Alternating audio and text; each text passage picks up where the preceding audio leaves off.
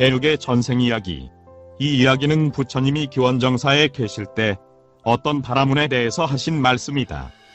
사위성에 사는 어떤 바라문은 아치라바티 강가의 밭을 이루기 위해 숲을 베어내어 개척하고 있다. 부처님은 그의 소지를 아르시고 행거하러 가는 길에 그의 곁으로 가서 정다이 인사를 나누었다. 바라문이여, 무엇하고 있는가?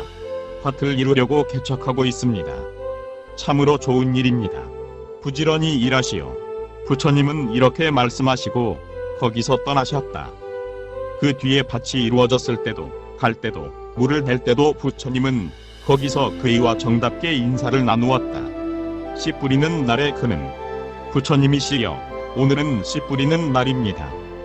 이 곡식이 익으면 나는 부처님을 비롯해 여러 스님네들에게 큰 보시를 행하겠습니다. 고했다. 부처님은 머리를 끄덕이시고 거기서 떠났다. 어느 날 바라문이 농사된 것을 바라보고 있을 때 부처님은 거기 오셔서 무엇하고 있는가? 바라문이여, 부처님, 농사를 바라보고 있습니다. 참으로 좋겠구나. 바라문이여. 그때 그는 부처님은 언제나 찾아오시는데 아마 먹을 것을 바라시는 것일 것이다. 나는 그에게 음식을 드리자 고 생각하고 집으로 돌아갔다. 부처님은 또 거기에 오셨다. 그래서 그는 부처님을 매우 존경하게 되었다. 그 뒤에 곡식은 익어 내일이면 베어드리리라고 생각한 그는 아치라버티 강가에서 자고 있었다. 그날 밤에 뜻밖의 우박이 오고 또 큰 물이 나서 한 줄기도 남기지 않고 농사를 전부 휩쓸어가 버렸다. 그는 그 광경을 바라보고 일어설 힘조차 잃어버렸다. 깊은 슬픔에 잠기어 손으로 가슴을 안고 울면서 집으로 돌아와 그대로 쓰러졌다. 부처님은 이른 아침에 그것을 멀리 보아 아시고 다음날 사위성으로 들어가 행거를 마치신 뒤 비구들은 절로 돌려보내고 오직 사자 한 사람을 데리고 그 집으로 가 위안했다. 그러나 바라문이여, 슬퍼한다고 해서 없어진 것이 다시 돌아올 수 있는가? 아니, 그럴 수는 없습니다. 부처님, 그렇다면 왜 슬퍼하는가? 모든 중생의 재물이란 것은 생길 때에는 생기고 없어질 때에는 없어지는 것이다. 무엇이나 지어진 것은 없어지지 않는다는 법은 없는 것이다. 그렇게 집착하지 말라. 부처님은 이렇게 말씀하신 뒤 요계경을 말씀하셨다. 그때의 바라문은 예류과를 얻었다. 이 소문을 들은 비구들이 이 일을 희한하게 생각하자 부처님께서는 비구들이여, 내가 그를 친해 그 슬픔을 덜어준 것은 지금만이 아니다. 전생에도 그러했다 하시고 그 전생 일을 말씀하셨다. 그 옛날 바라나시의 범여왕에게는 두 왕자가 있었다. 왕은 형에게 버금왕의 지위를 주고 동생에게는 장군의 지위를 주었다. 그 뒤에 왕이 죽자 대신들은 형을 왕으로 삼으려 했다. 그러나 형은 왕위는 내게 있어서 아무 의미도 없는 것이다. 그것은 동생에게 주라 하여 몇 번이나 권했으나 끝내 거절했다. 동생이 왕이 되어 버금왕을 권했으나 그것도 거절하고 또 편안히 여기서 살라고 권했으나 나는 이 도시에서는 할 일이 없다 하고 그는 국경으로 나가 어떤 부자 상인의 집 가까이 가서 거기서 노동하면서 살았다. 뒤에 사람들은 그가 왕자인 줄 알고 그에게는 일을 시키지 않고 왕자와 같이 대우했다. 뒤에 왕은 관리를 보내어 국경의 경지를 조사하기 위해 그 마을에 왔다. 저 부자 상인은 왕에게 와서 왕자님, 우리는 부양하고 있습니다. 부디 아우인 왕에게 편지를 보내어 우리들의 세를 면제하도록 해주십시오 하고 간청했다. 그는 승낙하고 곧 그 뜻으로 왕에게 편지했다. 왕도 그 청을 들어주었다. 그러자 그 마을이나 그 지방에 사는 사람들이 모두 와서 우리는 당신에게 세를 낼 터이니 나라의 세는 면제하도록 해주시오 하고 간청했다. 그는 또 그렇게 해주었다. 그 뒤로 그들은 그에게 세를 내었다. 그래서 그가 얻은 재물이나 명성은 대단했다. 동시에 그의 욕망도 더해갔다. 그 뒤로 그는 왕에 대해서 모든 지방을 요구하고 또 버금왕의 지위도 요구했다. 왕은 그 요구를 다 들어주었다. 그는 욕망이 더해 감을 따라 버금왕의 지위에 만족하지 않고 다시 왕이 되고자 해 지방 사람들을 이끌고 궁성 밖에 와서 왕위를 내게 주겠는가? 그렇지 않으면 전쟁이다. 하고 동생에게 편지를 보냈다. 동생은 생각했다. 이 사내는 먼저는 왕도 버금 왕도 다 싫다 하더니 이제는 전쟁까지 해서 뺏으려 한다. 그러나 내가 싸워 그를 죽이면 세상은 나를 비난할 것이다. 나는 왕을 해 무엇하리? 하고 곧 사람을 보내어 왕위를 가지라고 일렀다. 그는 왕이 되어 동생에게는 버금 왕의 자리를 주었다. 그 뒤로 그는 나라를 다스리고 있었으나 그 욕망이 커감에 따라 한 왕국에 만족하지 않고 둘, 셋의 왕국을 욕망하게 되었다. 그때의 모든 신의 왕 제석은 이 세계에서 대체 누가 부모에게 효도하는가? 누가 보시 따위의 공덕을 쌓는가? 누가 욕심이 많은가? 하고 세계를 관찰하다가 저 사내의 욕심 많은 것을 알았다. 그래서 그를 깨우쳐 주려고 생각하여 한 젊은 바라문으로 변장해 왕궁의 어부에 섰다. 거기서 사람을 통해 왕을 만나기를 청했다. 왕은 그를 맞아들였다. 그는 들어가 왕자에게 은근히 인사했다. 그대는 무슨 일로 왔는가? 대왕님, 당신에게 여쭐 말이 있어 왔습니다. 비밀한 일입니다. 그때의 제석의 힘으로 사람들은 물러나갔다. 대왕님, 나는 세 개의 도시를 알고 있습니다.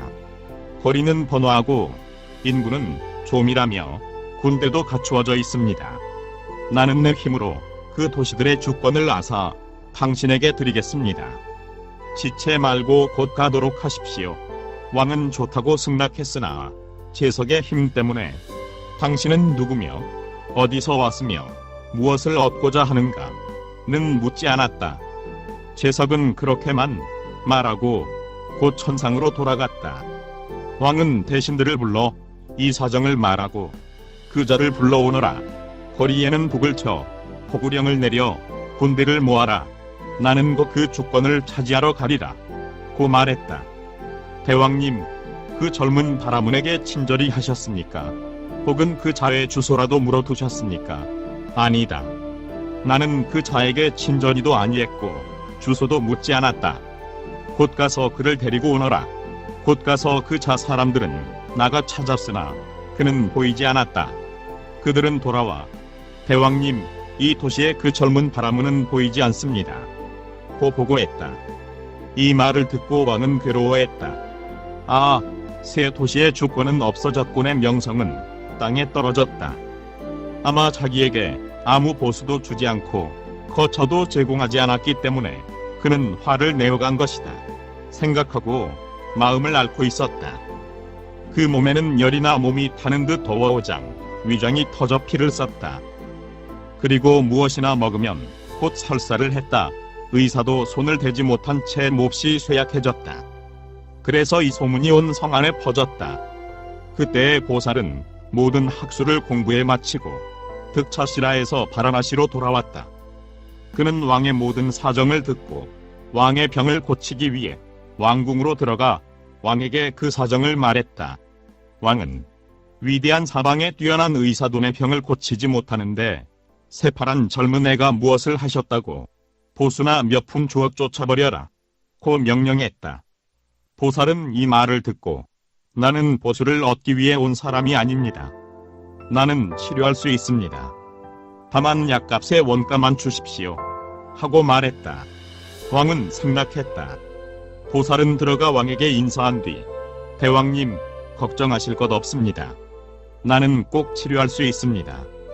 먼저 병난 원인을 말씀해 주십시오. 원인을 들어 무엇할 거냐? 빨리 약을 지어라. 약을. 대왕님, 의사라는 것은 먼저 병의 원인을 알아 거기에 적당한 약을 짓는 것입니다. 왕은 그러라 하고 그 동안의 사정을 전부 이야기한 뒤 말했다. 이와 같은 욕망 때문에 내 병은 생긴 것이다. 치료할 수 있으면 치료해보라. 대왕님, 그렇다면 그렇게 슬퍼하신다고 해서 그 주권이 내 손에 들어오는 것입니까? 그렇지는 않다. 그런데 왜 대왕님은 슬퍼하십니까? 모든 생명이 있는 것이나 없는 것이나 모든 것은 자기 몸을 비롯해 무엇이나 다 버리고 죽어가는 것입니다. 네 도시의 주권을 가진다고 해서 대왕님은 네 그릇에 밥을 한 몫에 먹을 수 없는 것이요. 네 개의 침대에 한몫 누울 수 없는 것이요, 네 벌의 옷을 입을 수 없는 것입니다. 욕심이 많아서는 안 됩니다. 욕망이 커지면 내 악취를 면할 수 없는 것입니다. 보살은 이렇게 왕에게 충고한 뒤 다시 다음 시를 노래했다. 욕망을 욕망하는 그에게 그 욕망이 실현될 때는 사람은 그것을 얻어 참으로 그 마음 기쁠 것이다. 욕망을 욕망하는 그에게 그 욕망이 실현될 때는 한여름의 갈증을 느끼는 것처럼 전보다 더 욕망은 커지리라. 이렇게 노래하고 있는 보살은 왕의 흰 일산을 연으로 해 백변정이 생겼다. 장도병이 완전히 나아 매우 기뻐하면서 자리에서 일어났다. 그렇게 많은 의사들도 내 병을 고치지 못했다. 그러나 저 현명한 젊은 사람은 그 지혜의 약으로서 내 병을 고쳤다. 왕은 매우 기뻐하면서 보살을 찬탄해 다음 시를 읊었다. 이 젊은이는 참으로 착하고 거룩한 이 모든 세계를 두루 아는구나. 애욕이 고통의 어머니인 것을 이 현명한 사람 밝게 알았네. 보살은 대왕이여, 게으름 없이 법을 실행하십시오 하고 왕을 충고한 뒤 허공을 날아 히말라야 산으로 돌아갔다. 거기서 선인이 되어 사법주를 닦다가 목숨을 마친 뒤에는 범천세계에 태어났다. 부처님은 이 이야기를 마치신 뒤 그때의 왕은 이바라문이요, 그 현명한 젊은 사람은 나였다 고 말씀하셨다. 구독과 좋아요를 클릭해 주시면 불교 전파 및 불경 보급 사업에 많은 도움이 됩니다.